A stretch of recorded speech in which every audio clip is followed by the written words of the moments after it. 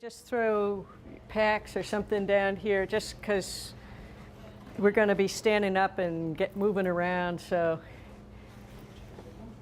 anyway, I want you to wander around the tables here. Just take a sort of quick look at everything that I've laid out here. We're not touching anything yet. You're going to get your chance to do that. Come on in. There's plenty of room. I just suggest throwing that stuff down. That way you won't knock anything with your bags. You'll be right here. And take a quick look around. Just look superficially at what you see on all the tables, and then find a chair. Don't get too attached to that chair because you're not going to stay in it for very long.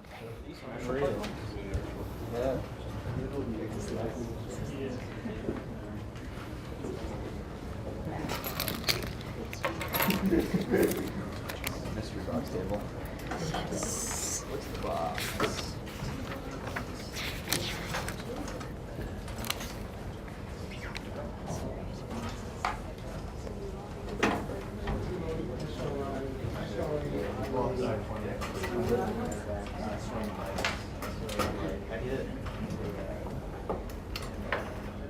If we don't have enough, there's more folding chairs, so if we need a few more chairs for everyone, just holler.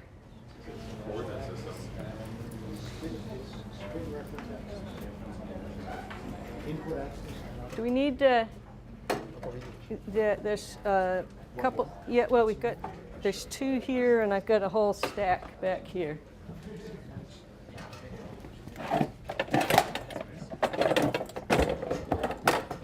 We have enough probably for everybody to get a glove. I know, right? It says Saturday 5. Pardon me? Yeah, great.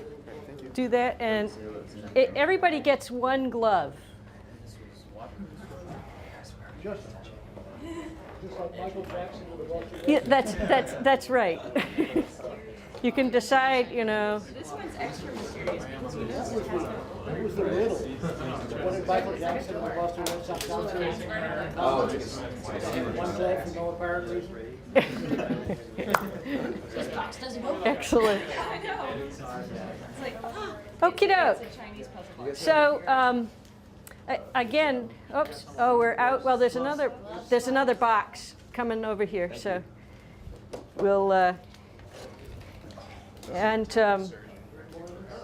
so. Are we out? I'll go grab some in a minute here. Here's the scoop. As you can see here in the room, I have gathered a subset of artifacts from our collections that relate to MIT's contributions to the Apollo program, and particularly artifacts that I think are relevant to this class. So this is not all artifacts, but a subset of them. And so if you're really into this, wonderful, you can come back and explore more. So what we're going to do in the next 45, 50 minutes together is an exercise that I call the manus part of the men's manus, dictum here at MIT. So this whole class, you have been doing the men's part. Thinking, analyzing, talking, negotiating with each other. And now we're going to come back and bring us full circle back to the beginning of the very first lectures I think you had in this class were about the subject of design. And that's a topic that we're going to pursue intensely in the next short while together. And I can't make you all anthropologists or museum curators or in one fell swoop, but all of you, well, I should ask the question. How many of you have ever been shopping? Yeah. How many of you have ever handled something in the grocery store, or in the store where you've been, as part of the, investigation? Good. Well, then you all have the requisite skills for this. And because you're here at MIT, you actually have a major leg up in the game, which is that you know how to combine, that random handling of stuff and poking and prodding with your natural curiosity with some subset of analytical abilities. And that's what we're going to bring to these objects. Because one of the interesting things, the first time David, I don't know if you were involved in this very first class, Larry, or not, but the first time David taught this class, he went through the whole class, and he realized kind of late in the game, so we had this emergency museum visit, that the students actually had no idea what the objects they were talking about actually looked like. How much they weighed, how much, what shape were they really? They were like those circuit diagrams for electrical things. They kind of explain how it works, but man, I would not want you to fix my clock or my car if that's the sum total of your knowledge.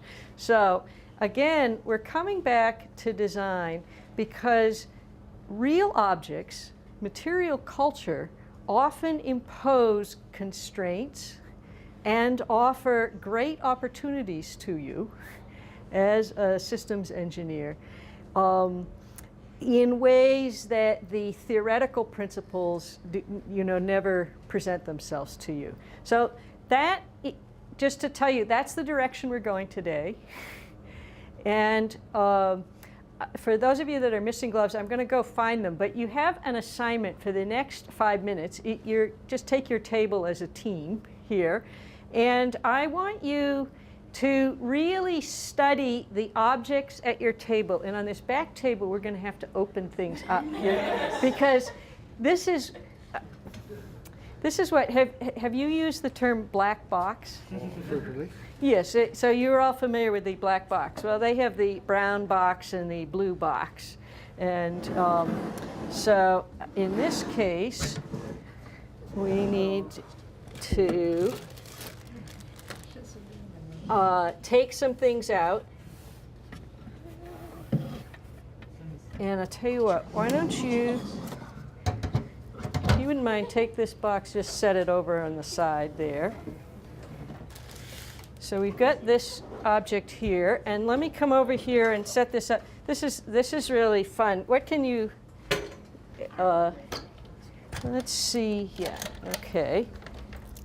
Oh, wow. Oh, wow. So we're gonna, behind door number 1, do you take the mystery boxes?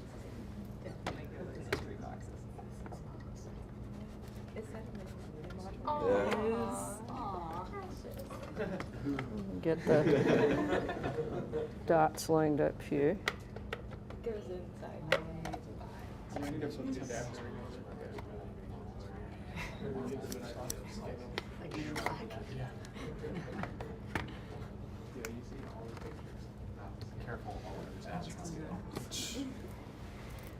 But they're probably not actually in there yet. Okay. So we're going to just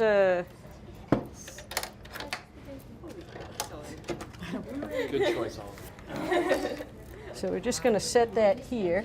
So while I'm going to go out of your sight for a couple of minutes, but here's your quick 5-minute assignment. Some of you may be totally sure about your answers. Some of you may be a little less sure. But you need to tell me, what are the things on your table?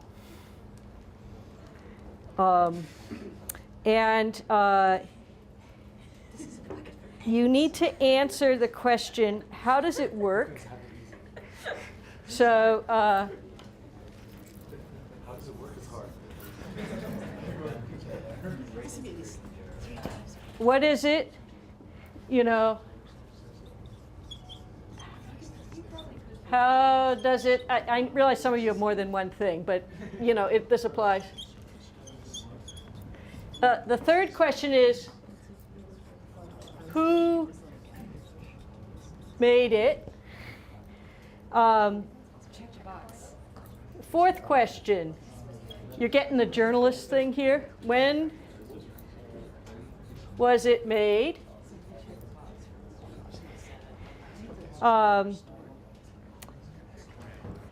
Why?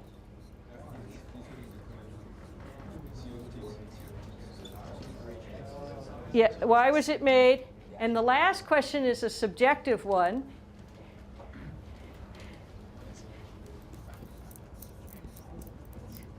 Does it matter?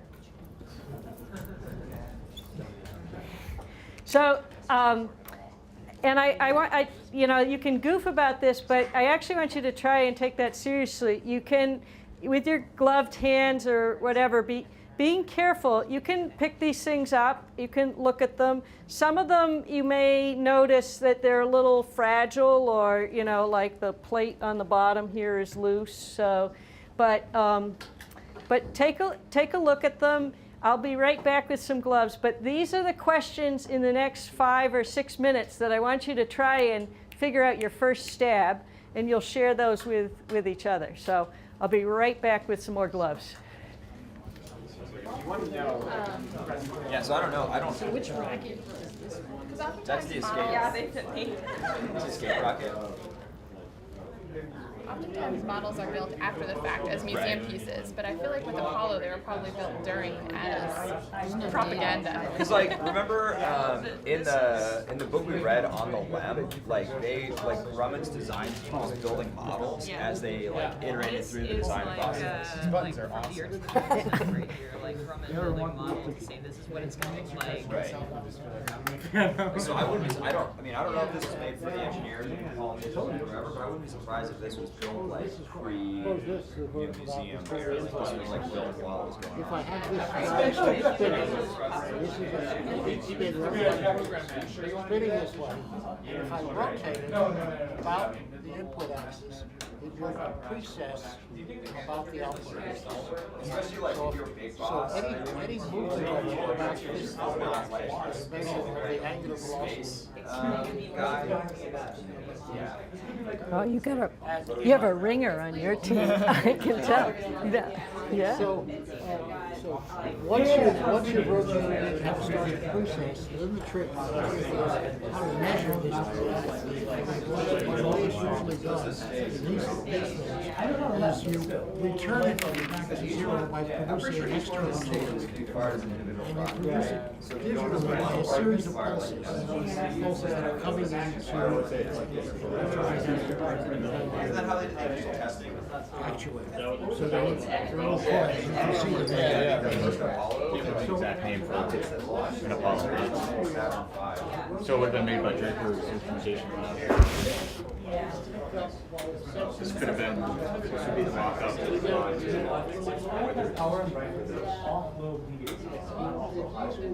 the LEM, these are doing full-scale mock-up.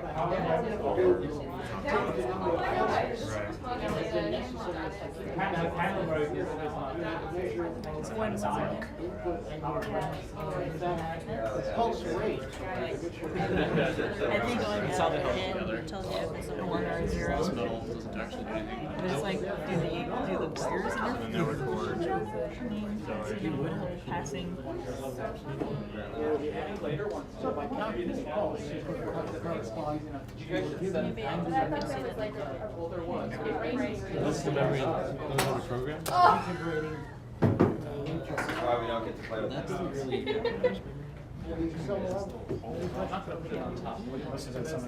It's the wrong thing. Yeah, I wonder what was behind That actually came with this model over here. That piece. just to pretend out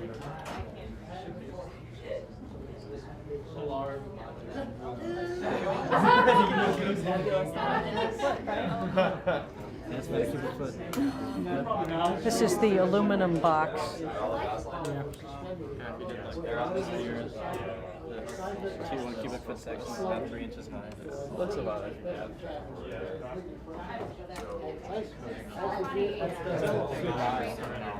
In this direction, the size of mass is going to be beautiful. So you detect the displacement. Okay.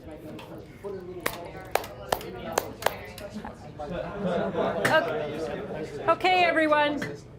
I know you could keep talking for a long time, especially Professor Young here.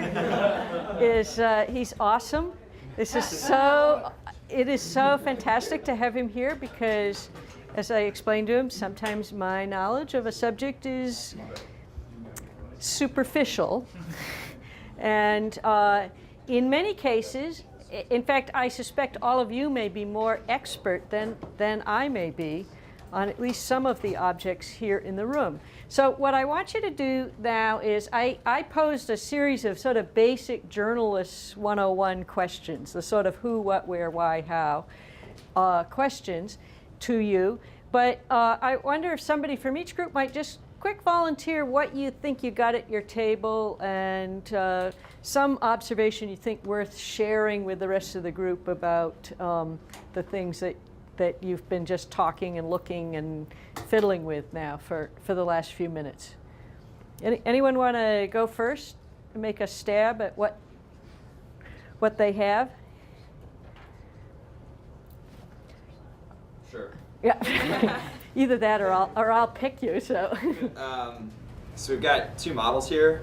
The first one's of a Saturn V, and the plate on it says it was made by the Graphic Engineering and Model Studies branch at Marshall Space Flight Center. So we're going to assume that that's who made it. And in terms of what it is, it's like a fairly detailed model of a Saturn V, and all the stages separate.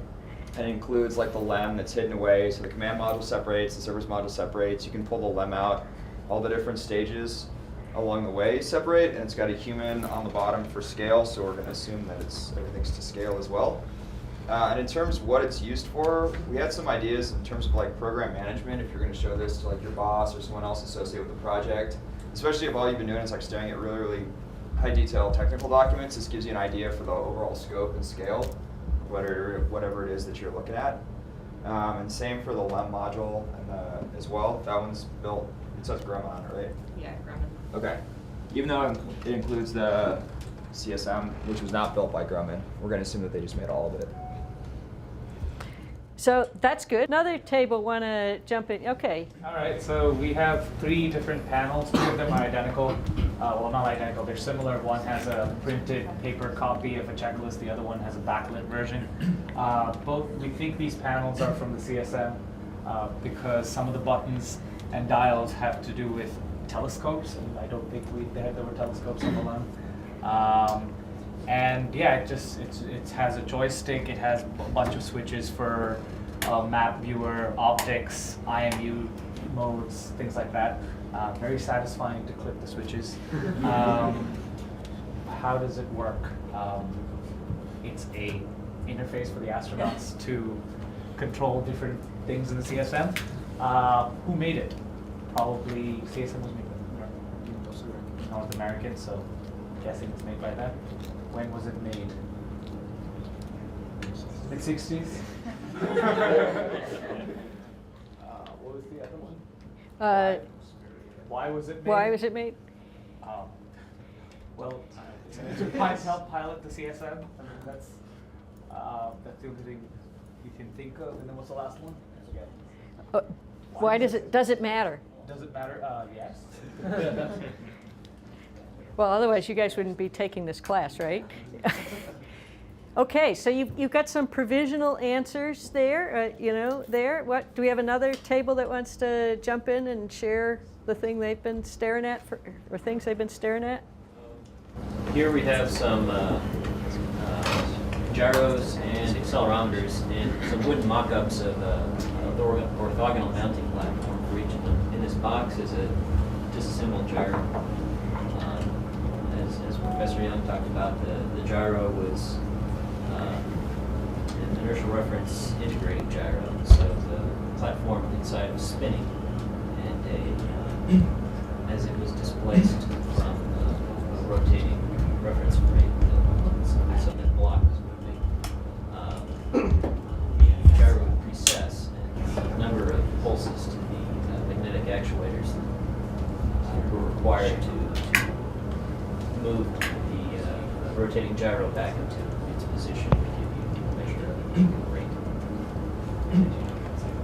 And there are also accelerometers on those mounts as well.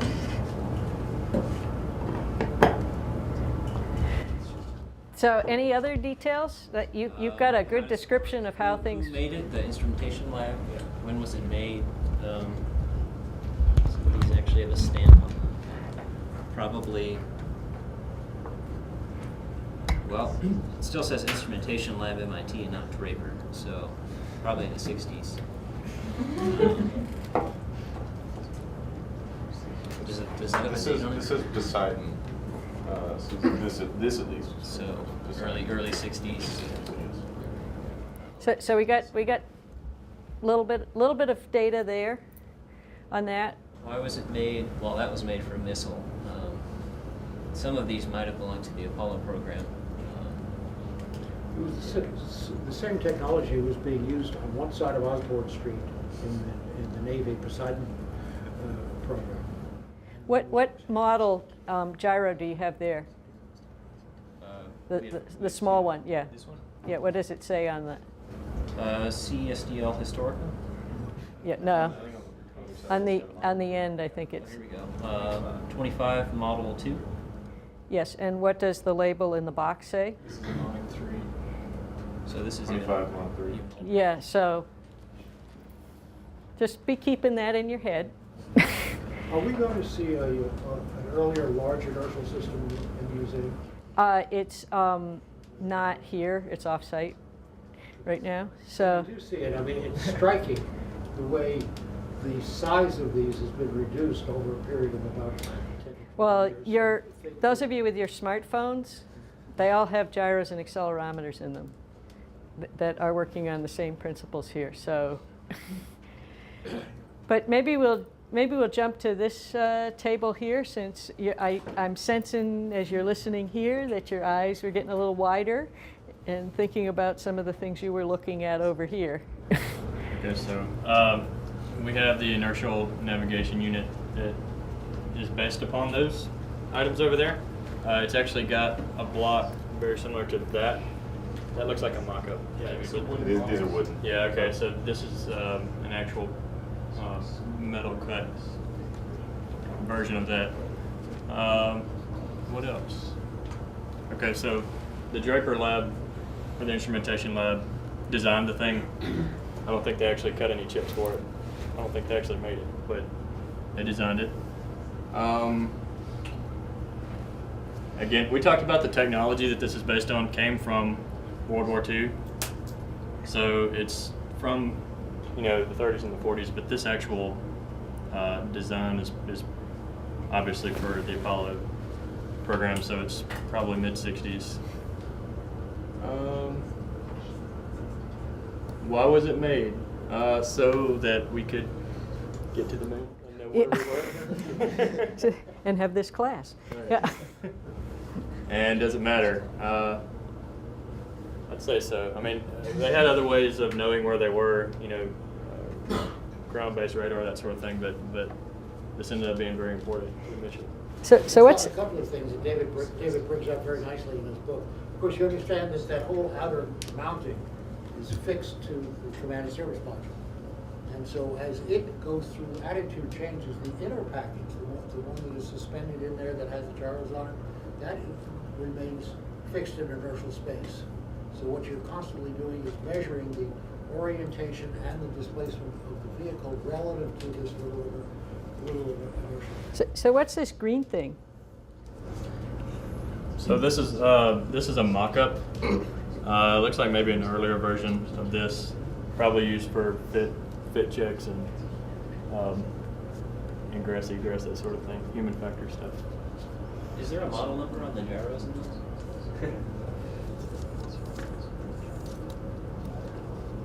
I don't see any. They're sort of in the fixture too, though. So.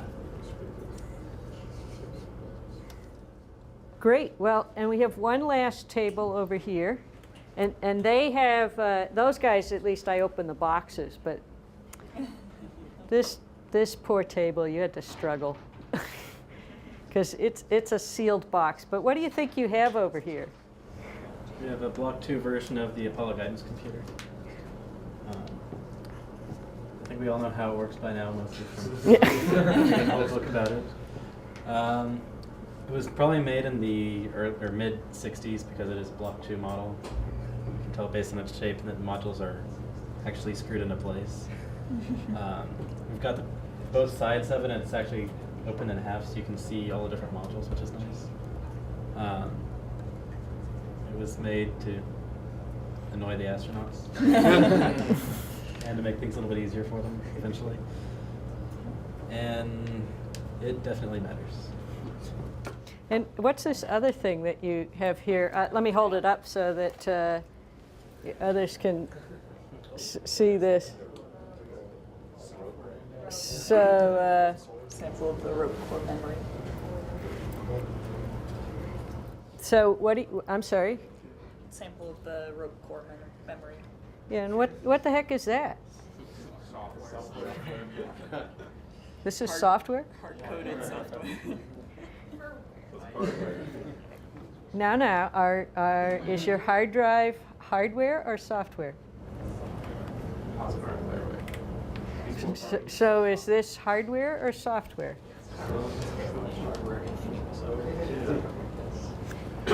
This is the, if someone ever asks you, what does RAM look like?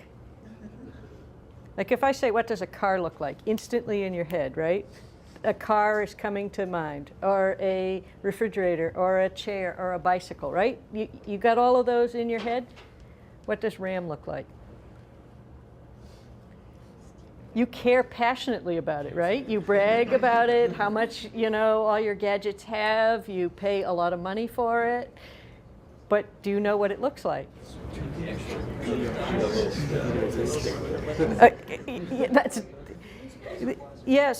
So there was a time when you could actually see RAM, and that's what you're looking at here in its early. So the core memory, especially with the Whirlwind computer that maybe you've read peripherally about, and Jay Forrester's innovation on that, but these little cores hold the magnetic charge, either neutral or negative charge, actually.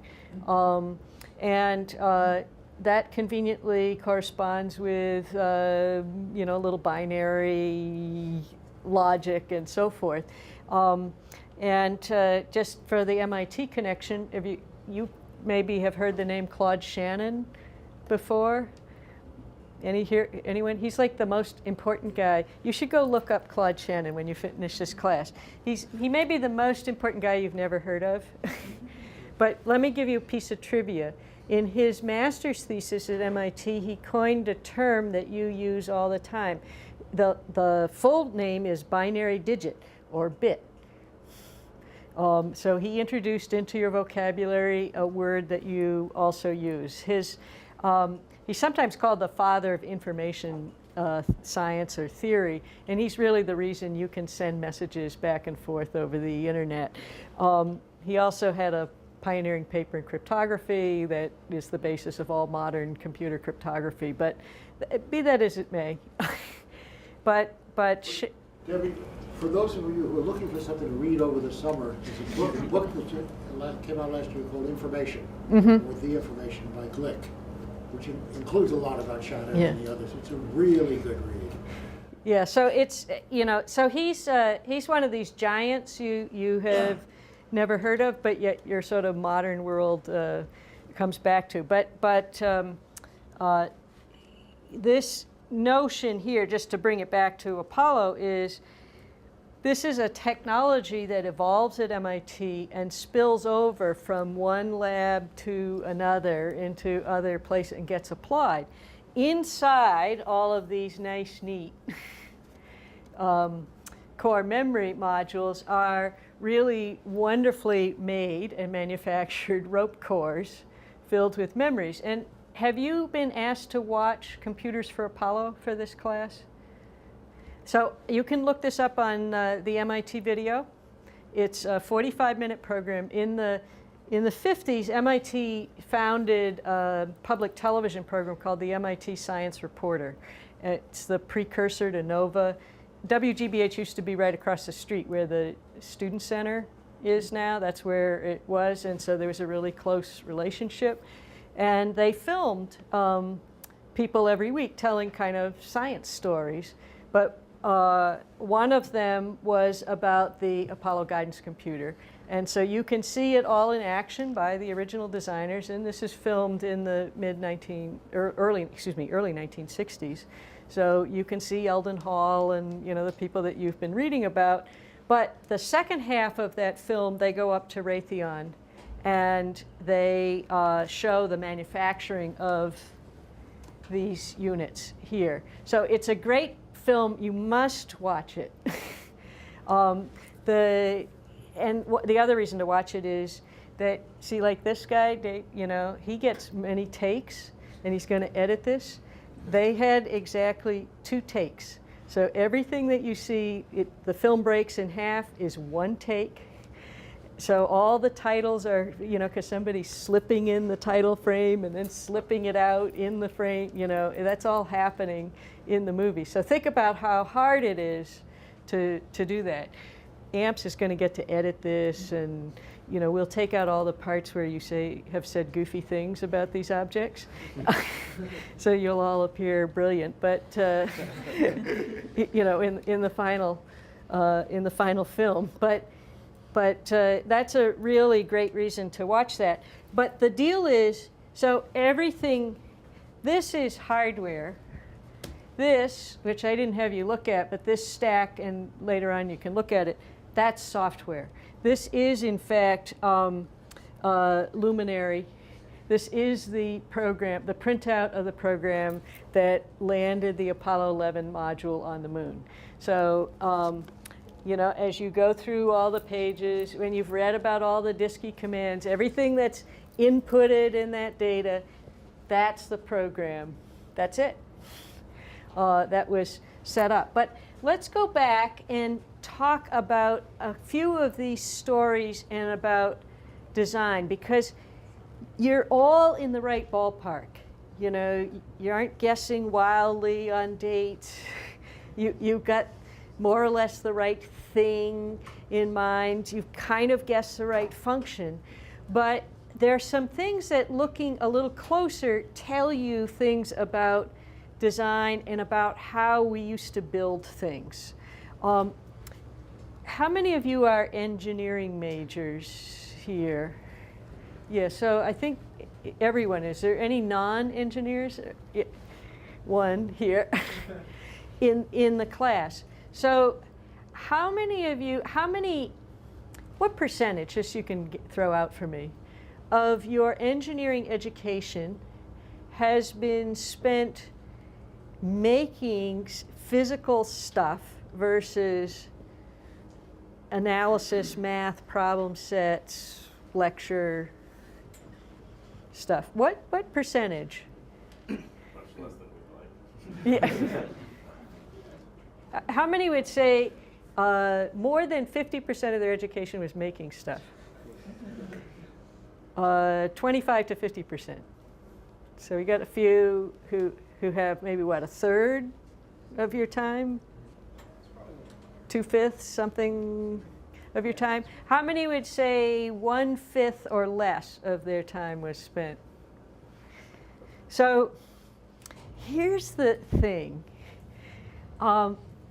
When you're making stuff,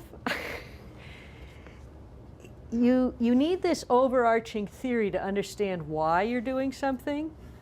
And you have goals that are given to you by politics, economics, so forth.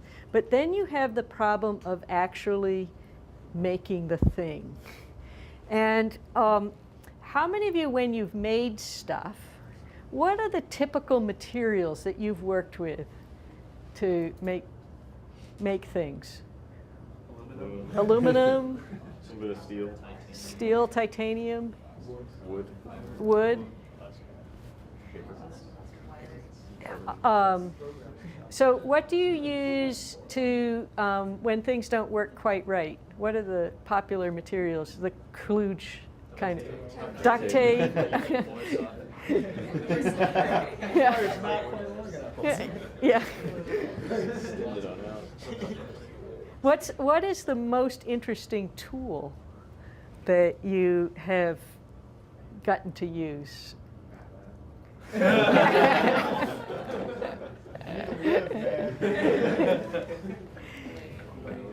He's already gone to the dark side. 3D printers.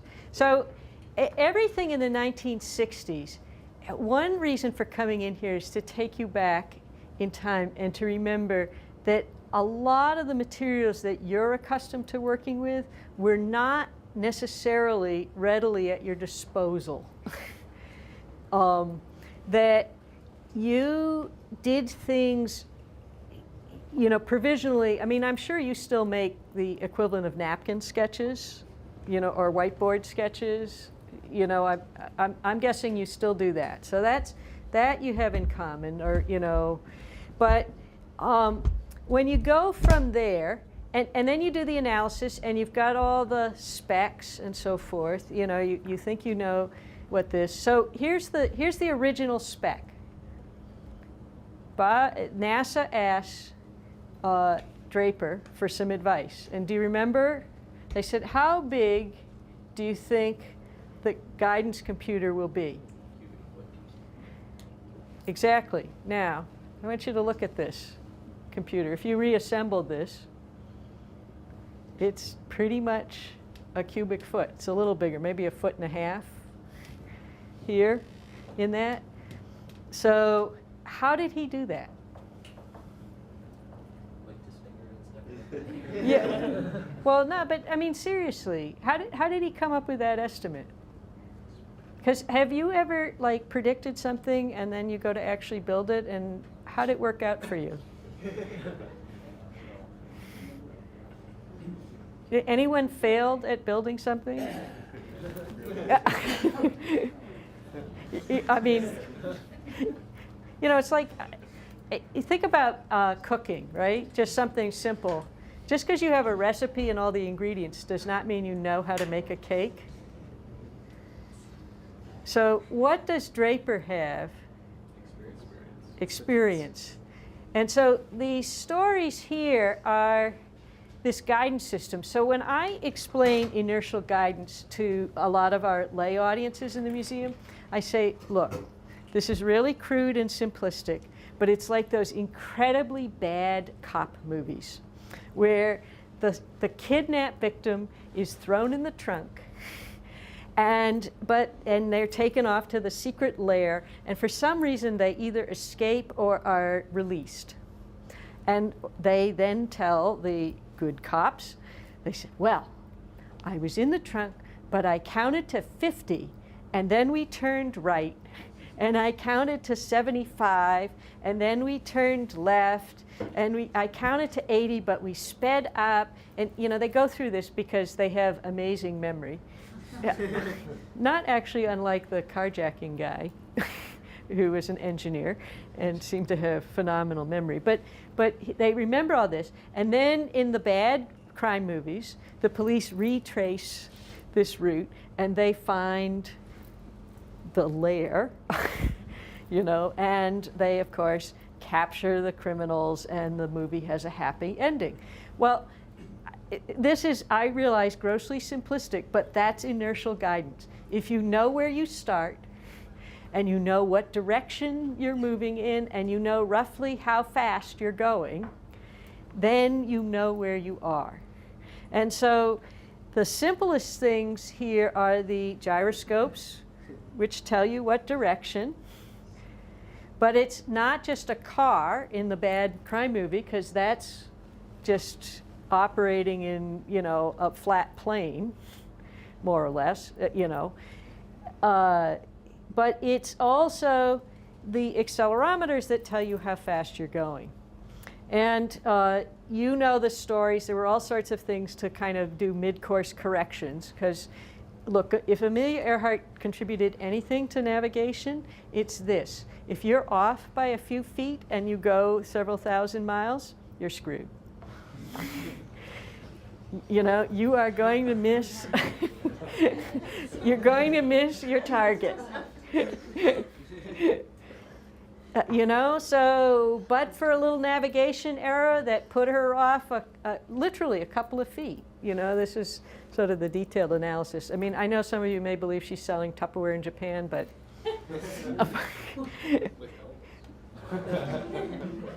you know, you're in a systems class here. This is a guidance navigation failure. And it's being off a little bit, and so a little teeny island that is 7 or 8 miles wide in the middle of the Pacific Ocean after you've flown a couple thousand miles, you miss. And that's the key thing here is Kennedy says we're going to put a man on the moon and we're going to bring him safely back to Earth. And if you don't, you know, to do that, you need this guidance system. Not surprisingly, they go to Draper, not just because of the Bob Siemens connection, not just because of the Mars connection, you know, and the Mars probe. I doubt very many people actually knew about the Mars probe work, but what they knew was that he'd been spending a decade with his team figuring out how to put missiles on target. And that problem, solving that navigational problem, gave him lots, or I should say the instrumentation lab and the associated companies, a lot of practical experience with hitting a target.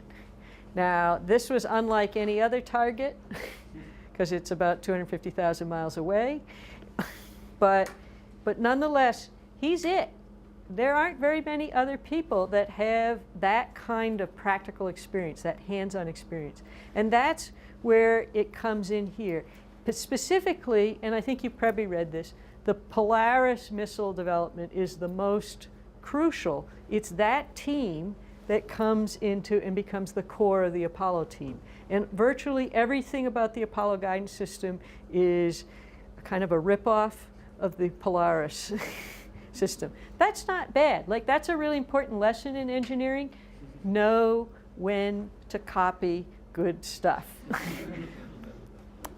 Really good rule in engineering. Another is if you can't eliminate a bug, feature it. But back, knowing when to copy. So that gave him practical insights into, you know, and the team, how you might solve this problem in terms of getting the data. So this part of the room, or these two tables, you're part of the data acquisition, the sensory device. Like, you are gathering sensory information. This part, this table over here, this is what do you do with that input, that data. And that, you know, that paper printout, if you literally followed it line by line, and you can do this, it's online. we put it online, and there are actually emulators so that you can play this. Any of you played with the emulators, by the way? Yes. Yeah, a few of you have. So they're pretty fun, and you can do that. But all of that activity happens inside this box. And then information comes back to the astronaut. That comes out in that little disky box, which I don't have, regrettably, in this collection. Otherwise, I'd be showing it to you. But it comes up, and that information, along with some other lights and bells and whistles, because you've read these stories, but that information comes back to you, and that suggests certain actions. That's this table here. In addition to the disky, there's other actions that you take here, and there are switches. And in fact, you can see here, those of you that are the emulators, you might even recognize some of the codes that you see on these panels here. Now, and that would suggest some adjustments, some course corrections here. And that's kind of how the technology worked in a nutshell in this room here. I've walked you through. But building that, so that concept is very easy to enunciate. In fact, there's a big blackboard diagram, and I'll send you a PDF file that you can see of this and just have this because it's so cool. They went down to, it was then MSC in what we call Johnson Space Center, but Johnson wasn't dead, so it wasn't named for him yet. They go down and they outline on the board everything that I've just said to you. And there's a big square box in the center that says AGC, that's the Apollo Guidance Computer, and what's all going to feed in. And all the participants, North American, Grumman, the Instrumentation Lab, NASA, they're all there. They initial that board, they photograph the boards. These are floor-to-ceiling blackboards that surrounded a room, so it's a big, this is about a, kind of floor-to-ceiling diagram over about a 10 or 12-foot span. And they photographed it, they all initialed it, photographed it, and that was the core design for the system. Then they all went back and said, we all have a common set of assumptions about how this is going to work, because that would impact other aspects of the system. You have to keep in mind that system has to still be, kind of that footprint of a quarter foot or cubic foot. The thing is, nobody's built one of these things before, so they don't know how it works. So these are 3 mock-ups. What's better? Backlighting? Printing on the code? Should the switches, should they be buttons, if you notice? That's mostly buttons and switches, but these are toggle switches. So those are pressing in. These are toggle switches for that. What works best? Trying that. The size, getting the size right. Well, it's got it, that's right, you carve this, but you don't got a 3D printer, you have wood shops. And the wood shops are working overtime. Those people were artisans. They built, all of these things. Well, let's try it out.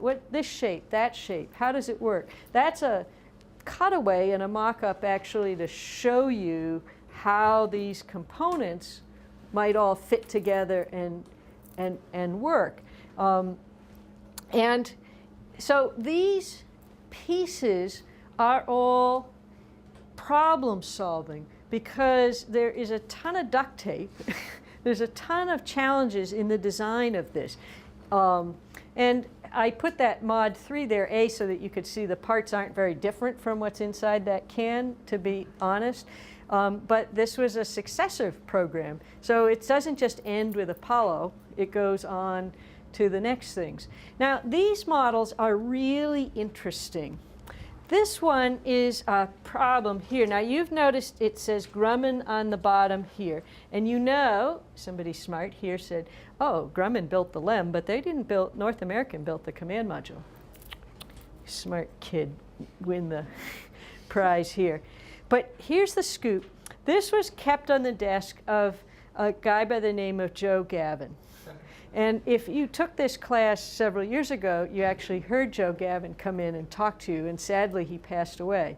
But he gave this model to the museum because people were having an incredibly hard time visualizing where things were 3-dimensionally. So they sold this model in the Grumman Company gift shops. So he had someone go down, and then he got the same scale command module, and they mushed them together in the right orientation. And the purpose of this was literally an engineer anytime could come and get this and actually lift it off and see, because what's upright, right? Like this is, we're always used to these pictures like this, right? With the LEM on the moon. So here's the little windows, that you see on David's book on the front cover. That's the little window. You're looking out, and it's oriented like this. But a lot of the time, you're actually like this. And the command module starts out like this, but then spends a lot of time like this. The lunar orbit rendezvous, takes place kind of like that. Well, I don't know, in space, what's up or down, right? People had a hard time. But it mattered how these things aligned. And what were you looking at, and where were these nozzles vis-a-vis all of the little appendages? So this was this model was intended, it's like your CAD, 3D CAD, only people literally would borrow it, he said, many times a day to just look at and try to remember where they were when they're designing things. And they had to decide orientations of these switches. For example, what was going to be up, and when did it make sense for it to be up? Like, most of the time you're like this. So do you how do you orient all the switches in there? So this is a tool.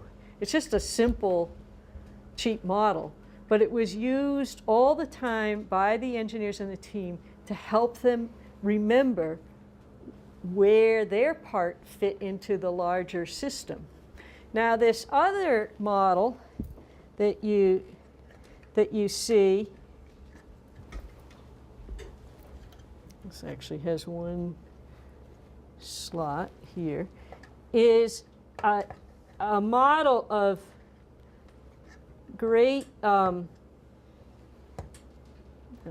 tell you what, this is going to be your challenge. And you see here, you see how there's a center slot and there's one peg, and that's going to line up there. So that's going to be your challenge while I continue to talk, because I can't talk and do two things at the same time anymore. So this model is carried around by Bob Siemens. There are probably a dozen or so models like this in existence. They were, in fact, yes, accurately, the label is Truth in Advertising, were made at the Marshall Space Flight Center model shop. And they were done to allow people to explain the mission. Now, let me ask you a question. This model, you could date even more accurately. When was the decision made for lunar orbit rendezvous?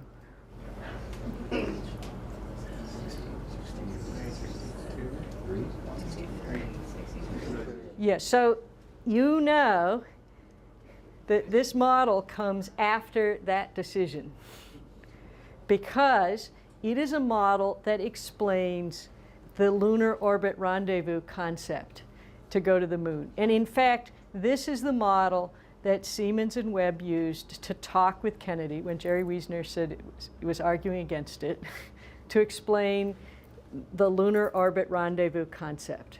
It was also used with Congress to explain the mission, how it was going to work, and they, part by part, explaining the stages, how they worked, how they all fit together, what the components were. And you could point to it and say, oh, that piece up there, that's Grumman, that's Long Island, New York, Congressman so-and-so.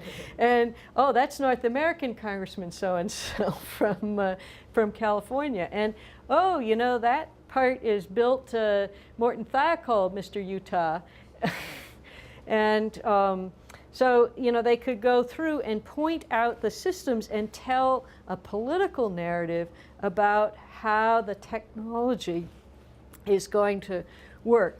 There is one other model like this in the Boston area, and sometimes it's on display over at the JFK Library.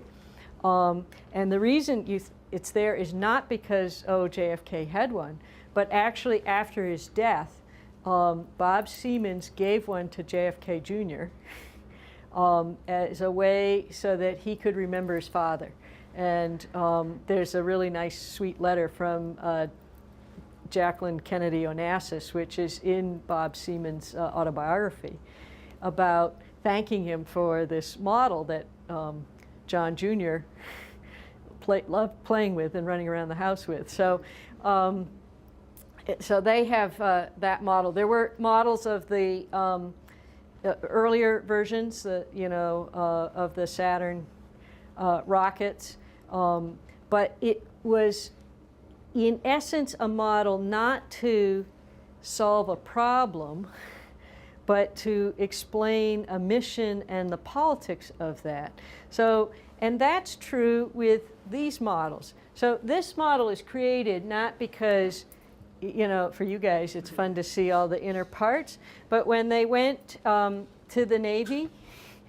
They needed a way to show how this technology worked. A lot of times the people who made the decisions did not actually have any clue about how the specific systems worked.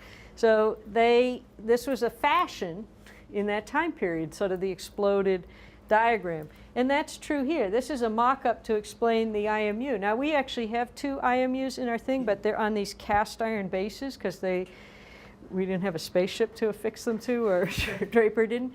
And I can't lift them by myself, so I brought up the mock-up because, in fact, what I'm doing with you is the same as what that was created for, was to figure out how it all worked in the components. So it partly works, but it's cut away.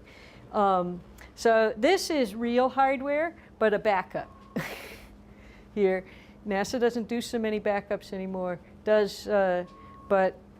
But this was made as one of the backups. These are just made because we had to figure that out, what was going to work best. Now, they learned some things that I could extract out of you, given enough time. What are these for? Yeah, and why do you need handles? Yes, because you're floating around. And you notice everything's flush here, because if you're floating around, except for this one switch, which is sticking out here. Isn't that interesting here? But if you're floating around, it's very easy to knock switches. So one of the things early on you learn is you've got to put those switches in there. But these aren't big just because, oh, well, we hadn't learned miniaturization. At some point, you have gloves on your hand, and it's hard.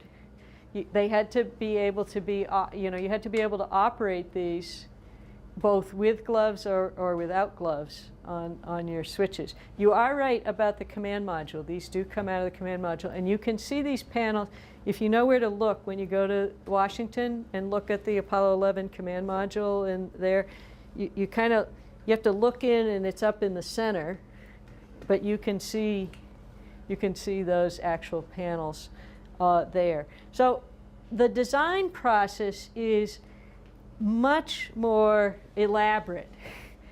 I'm going to send you on your way to work on your project shortly, but it is a process that takes constant experimentation, constant checking, and constantly building things. Like, you can't guess wrong because it literally involved hundreds of thousands of contractors. And so that's why they invented all those systems that you read about. There were some of the first applications, I think, of the PERT systems and other engineering systems management, because you can't have somebody just tweaking with a bit of duct tape on the side here. That you have to know exactly what it weighs, exactly how big, where it fits. Every bolt has to be known. And that comes back to be very beneficial, because how many of you watched Apollo 13? Most of you have seen it. The reason they can do that problem solving back here is that everybody knows what the bolts are, how the parts work, what the program is. In other words, everybody has that information. They're not guessing about that. And there are famous stories in history about technologies that we thought were one way and then turn out to be different. But in the RAD lab and the first cavity magnetron that came to the United States is a classic example. Brits told us, handed us a hockey puck-like thing. It said it had 8 cavities. Only when they x-rayed it at Bell Labs, it had 11.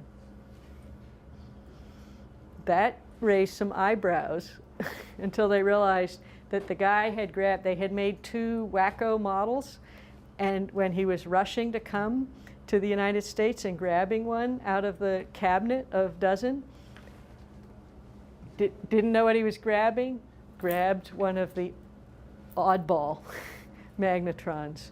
So that's a very famous example of a technology that wasn't as originally built, and was challenging politically and technologically for a while there.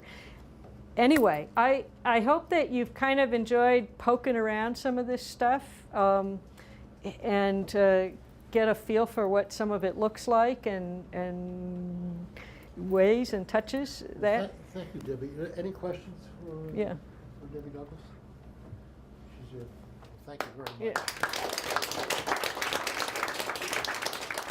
Yeah.